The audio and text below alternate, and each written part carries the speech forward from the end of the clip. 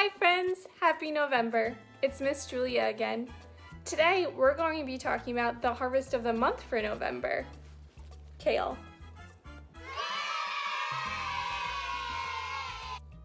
There are a bunch of different varieties of kale.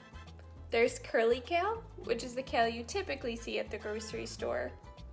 There's dinosaur kale, which is a little taller and typically a little darker.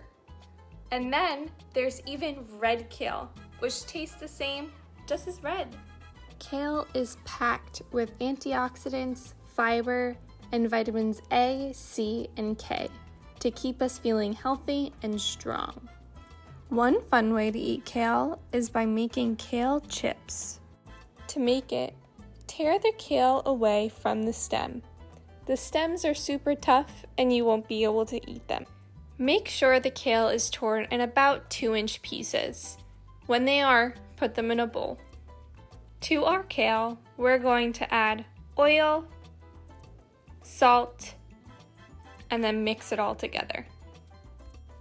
Then, on a parchment-lined, microwave-safe plate, arrange the kale so they are not overlapping.